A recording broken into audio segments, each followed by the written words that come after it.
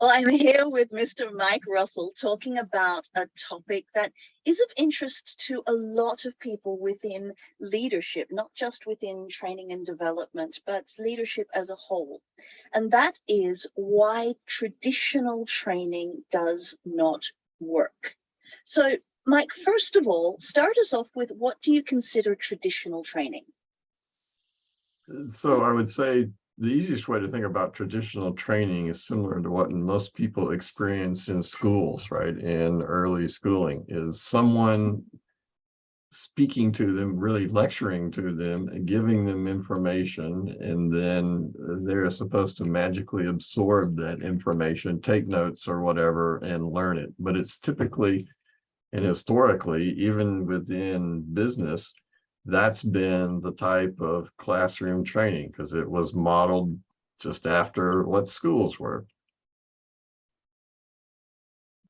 And how then traditional training within the workplace? What are you seeing there? Well, it's the same thing, right? So as in business, it just modeled the schools, and that was the model. Lots of, learning and development functions early on took as the model of how to do training from school. So you would typically have an instructor for a given topic. So let's say it's, some skill or some, trust in the workplace. We'll take that one. Well, it's someone either talking or they've got some videos to leverage or something, right? But it is all typically one way, or used to be one way. So that is the absolute traditional model of training, whether it's in the classroom or the business classroom. And from your perspective, why are you suggesting that that model of training no longer applies or doesn't work? Or did it ever? Well, I'm not sure it ever works because I think there's, even in schooling, right? There's a lot of, and has been a lot of discussion around, does this model work, particularly for the different needs of different students and how they learn, first of all. And secondly, the standards about, differences in attention spans for ages, what they're really interested in and so on. And that I think that's one of the failing areas of schools. And the same thing applies to a business or an organizational setting. Why? Because, we're herding people into a classroom and assuming that they can all have the equal capability, first of all, in learning in that style of model. And secondly, and probably more importantly, that they've got the interest in learning whatever is that's being talked about and in that way. And so from the interest perspective, if I'm looking at this from the organizational's point of view, it's like, well, hang on a minute, we've hired you to do this job. If you don't have interest in doing the training required, why are you here? Great point. So that would be for another discussion, which is all around, are we just stuffing people into jobs regardless of whether that actually fits their capabilities or their abilities or their interests? And are people taking jobs that they have no interest in just to have a job, right? Just to do something out front. So one of the problems that we start with is that often we don't have people in the right slots for various reasons. But even putting that aside, it's well, why is missing, right? So Simon Sinek's, about why. Well, we don't need to tell them why, or why is this even relevant to the work that you're doing? Because I think we'll go with the idea that most people are interested in doing something meaningful, right?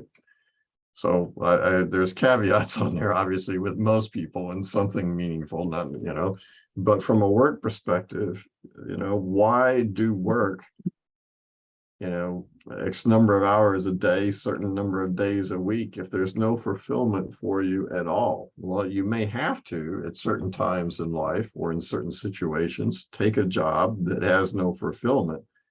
But that is really not going to be motivating whatsoever, right? I'm not going to do anything extra in that job or that role than I need to if there is like zero fulfillment in it. So part of the reason, first, I said we'll talk about another time, of matching people to the work is to get them in something that they actually have a chance of finding fulfillment.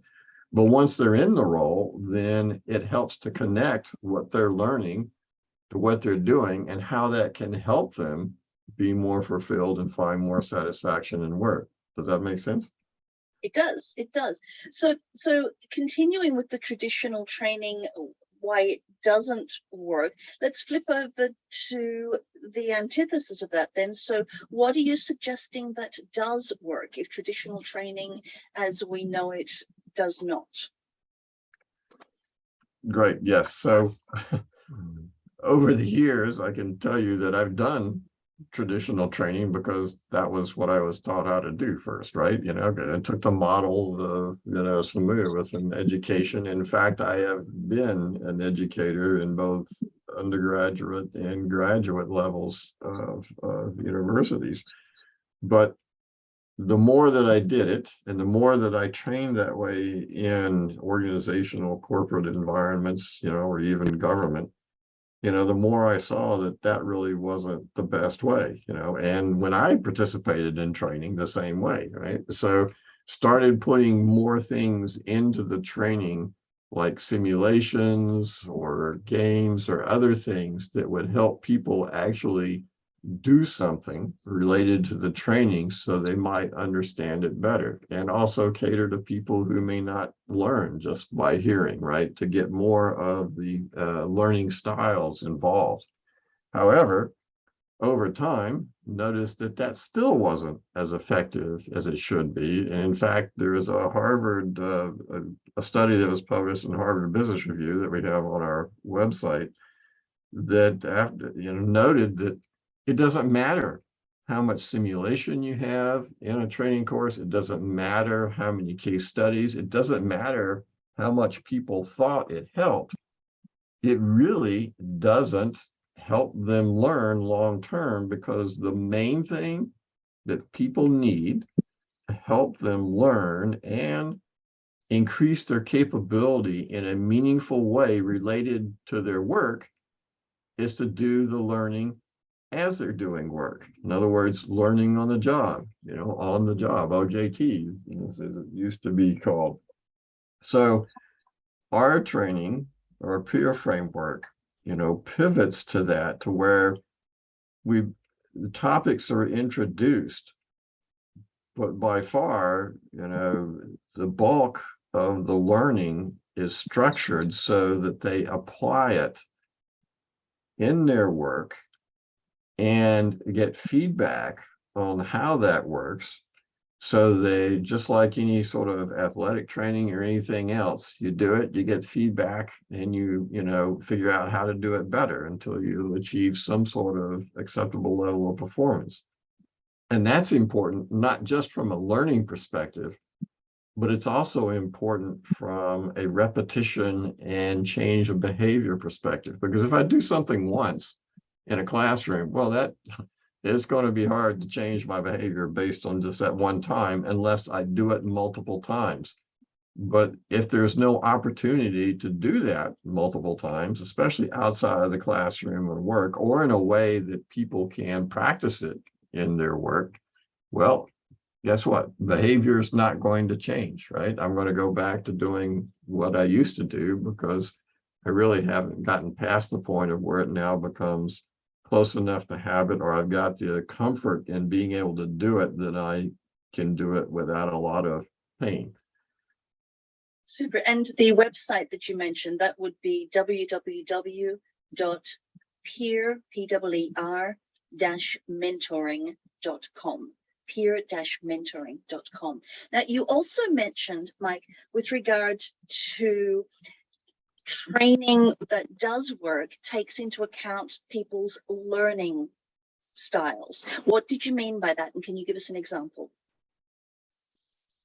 Right. So typically there's you'll see different types of learning styles explained, research or literature. We use 4 basic ones. And so the most common one that isn't, not most common as far as learning style, but the most common one that's neglected in traditional training is the person who actually needs to do something to learn. In other words, they need to go through the learning and actually do it to be able to learn it. And so that person in a traditional environment where I'm just sitting in the classroom and trying to hear and listen, they get like almost 0 out of it. So the training needs to be structured to take account of those people. It needs to be structured for people who like the theory behind what they're being told. In other words, what's the big picture of this? What's the concepts? All the stuff behind it.